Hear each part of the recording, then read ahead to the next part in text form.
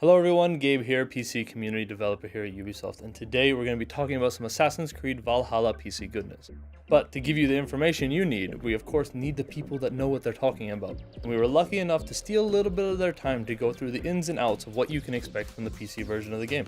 But that's enough of an intro, let's get to it.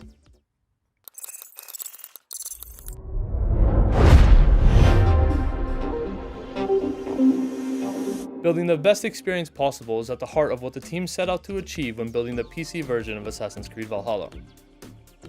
From the very start, there were a few key elements the team nailed down and focused on: variability, customization, accessibility, and hardware performance.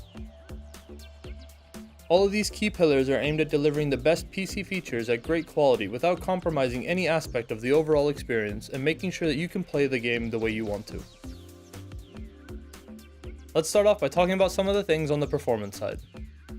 At this point, we all know how important rendering APIs are for the performance of the game, and armed with that information, it's one of the biggest steps forward the team took with Valhalla, as it's the first Assassin's Creed game to use DX12. Using DX12 has allowed the team to improve the overall performance and stability of the game, while also bringing new render techniques to help bring Norway and England to life in even more details. On top of that, the swap to DX12 also gave the team more control over memory usage and CPU parallelism, which in very simple terms helps reduce the load on your CPU overall, as the extra control has allowed the team to make sure the CPU can do more things at the same time. This was super important for the team, as it still allows less powerful hardware to still get great performance while maintaining high quality visuals. It goes without saying that engines play a huge role in shaping your overall experience, and the Anvil engine is one thing that is tried and true with the Assassin's Creed games. The team has been hard at work building on that solid technology to bring further improvements. One of the main improvements and key focuses was on the side of scalability, to again achieve that goal of making sure as many people as possible can play comfortably. On the other side of scalability, it's also important that you can push your hardware to its limit, especially for all of you with those high refresh rate monitors, so there is no FPS cap. PC isn't PC though unless you have the ability to customize tons of different settings, and the PC dev team knows that. Once you dive into the options, you'll find over 120 different things that you can tweak and customize to your liking. This of course includes in-depth mouse and keyboard control customizations and support for all major controllers out there. While you're tweaking those settings, you also have a full representation of those devices while you're changing it, so you can see exactly what key bindings do what. If for some reason you want to use both mouse and keyboard and controller, you can also do that using what the team calls hybrid input. That will allow you to use several devices at the same time to help you navigate your way through the game. On top of that, when it comes to the visual and display options, you'll find support for multi-monitor displays, various aspect ratios, an FPS limit slider you can set yourself, and tons of graphical settings that you can toy around with. There are also a few settings like adaptive quality that you can enable to help tweak your performance on the fly, as well as resolution modifiers if you're looking to push your resolution and, for example, emulate a 4K monitor on a 1080p screen. All that's fantastic, but it's important that you get the performance level that you want, which is why there's an in-game benchmark available with in-depth performance analytics on top of that, so you can tweak your settings and see how they perform to find that right balance.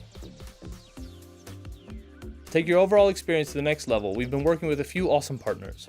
The team has been working closely with AMD to further optimize and improve the PC experience, as well as MSI to integrate their Mystic Light features, and Tobii for all that eye tracking goodness.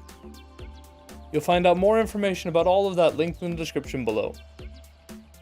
So with that, we have some handy PC specs so you know what that all means when we translate it into some hardware. Before we get into this, there are two important things to note. The game requires a graphics card with DX12 support, and you'll need Windows 10 64-bit.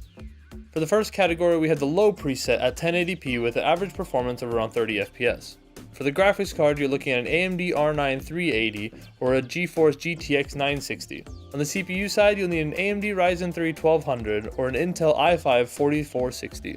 You'll need 8 gigs of RAM and dual channel setup. In terms of storage space, you'll need a 50 gig hard drive, but we recommend a solid state drive. For the next category, we have the high preset at 1080p with an average performance of around 30 FPS. For graphics card, you're looking at an AMD RX 570 or a GeForce GTX 1060, the 6GB version. The CPU, you'll need an AMD Ryzen 5 1600 or an Intel i7 4790. You'll need 8GB of RAM in the dual channel setup. You'll need the same 50GB of storage space installed all in an SSD, which is consistent for the rest of the categories.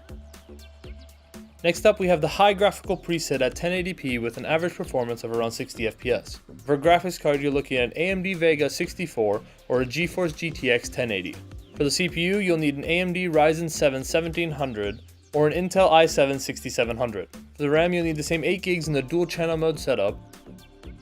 For the next category, we have the very high graphical preset at 1440p with an average performance of around 60 FPS. For graphics card, you'll need an AMD RX 5700 XT or a GeForce RTX 2080 Super.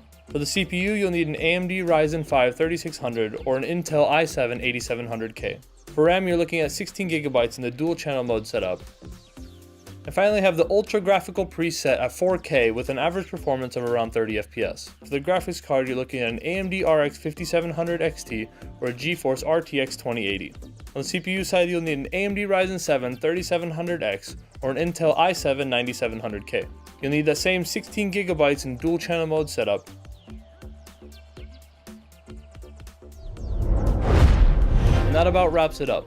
We hope that gives you a good idea of what you can expect from the PC version of Assassin's Creed Valhalla. Make sure you're following the Assassin's Creed team on all their channels, which you'll find linked down in the description below, to stay up to date on all the latest news. And as always, if you have any feedback, please leave them down in the comment section below. We'll see you next time. Bye.